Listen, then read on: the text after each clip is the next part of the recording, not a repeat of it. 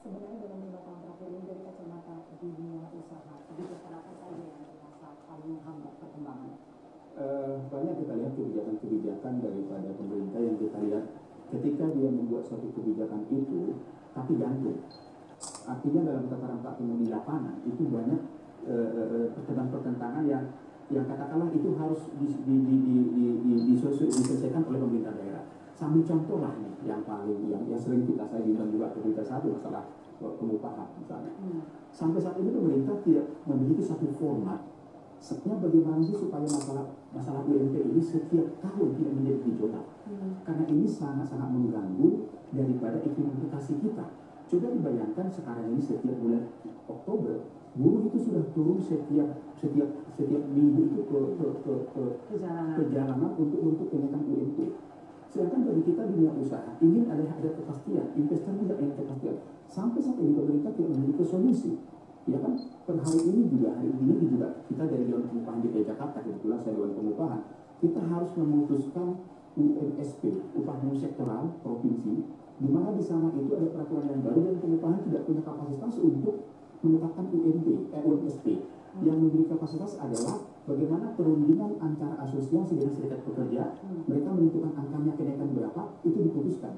Nah ternyata ini mereka tidak putus-putus. Solusinya apa? Itu contoh-contoh yang kita rasakan dari kalangan pengusaha. Satu dari sekian sektor yang kemudian menjadi menghambat betul. Isu pengusaha. Isu pengupahan ini sangat berhubungan dengan buka tutupnya pabrik dan investasi seperti itu. Kemudian yang kedua mungkin tahun yang lalu kalau kita juga mendengar masalah krisis daging misalnya.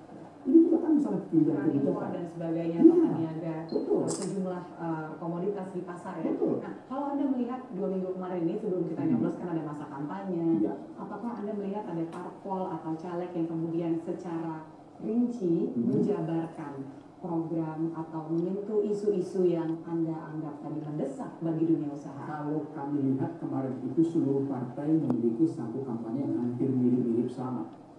Pertama, kesejahteraan masyarakat, kemudian pendidikan, kesehatan, infrastruktur, kemudian yang terakhir pemberantasan korupsi. Jadi tidak ada yang menawarkan secara teknis masalah bagaimana supaya pertumbuhan ekonomi kita ke depan lebih baik, kemudian bagaimana penanggulangan tenaga kerja supaya lebih daya saing itu tidak begitu. Kebanyakan tapi apakah ada yang menawarkan optimisme tersendiri terhadap dunia usaha? Kalau itu memang seluruh partai pasti mengatakan bahwa mereka akan optimis untuk bagaimana pertumbuhan ekonomi Jakarta, ekonomi Indonesia ke depan. Tapi Anda percaya nggak waktu dengar kampanyenya? Iya. Tentu kan kita nanti akan lihat bagaimana sisi pemerintahnya akan datang. Ya kan, ini kan kita baru pilih nih. 9 Juli kita akan melakukan pemilihan presiden, pemimpin kita. Tentu nanti turunannya juga akan ada nanti sisi kabinetnya. Tentu nanti akan kita lihat siapa yang duduk di sana, siapa yang menteri di sana. Nah itu baru kita lihat sejauh mana visinya, ya sejauh mana dia membaca bagaimana nantinya ekonomi bangsa ini berdaya saing dan mampu menghadapi persaingan dengan negara-negara lain. Nah jadi kesimpulannya nih Pak, kalau Anda bisa memberikan apa yang kemudian menjadi paling mendesak bagi calon legislatif yang terpilih dari 1 masa akan datang, yang harus paling mendesak untuk diperbaiki supaya bisa kondusif terhadap pertumbuhan ekonomi dan juga investasi gitu. Yang kita harapkan kepada anggota legislatif ke depan, investasi sekarang itu kebijakan, peraturan-peraturan, undang-undangan yang selama ini kita lihat menghambat. Nah, terus benahi dengan baik.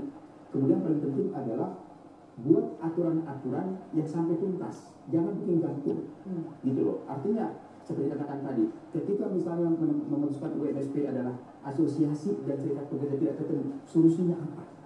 Jadi jangan digantung. Ya, jadi itu kebijakan contoh yang kita harapkan ke depan. Dan di sana itu masih banyak lagi ya, sektor perdagangan, perindustrian, investasi, masih banyak lagi hal-hal yang perlu direalisasikan. Jadi kita harapkan pos-pos ministerial yang penting ini. Nah, kemudian yang menjadi harapan kita ke depan adalah pertama, seandainya, karena kita lihat dengan angka perolehan hasil pemilu ini kan tidak ada partai yang dominan. Koalisi tidak terelakkan. Harapan kita ke depan adalah bagaimana koalisi partai ini yang sejalan, yang sevisi. Itu pertama. Yang kedua, harapan kami ke depan adalah kabinet yang akan ditempatkan di pos-pos yang berhubungan dengan ekonomi. Kami sangat berharap supaya itu diduduki oleh orang-orang profesional, jangan diberikan kepada orang partai. Ya karena kita lihat yang ada saat ini adalah orang-orang hasil lobby politik seperti itu. betul. Jadi mereka punya kepentingan partainya juga kepentingan juga terhadap dunia usaha, jadi tidak fokus. Ya, betul sekali. Kalau pos-pos yang lain silahkan kasih kepada orang politik, tapi pos-pos ekonomi kita harus perdagangan, keuangan, pertanian, BKPM, perekonomian berikan kepada orang-orang profesional. Pak Sarman, tentunya kita berharap proyek legislasi dari caleg terpilih kemarin bisa optimal dan baik dalam pertumbuhan ekonomi dan juga iklim investasi. Itu harapan kita. Terima kasih sudah berbagi informasi dengan kita malam ini. Pemirsa, kinerja ekspor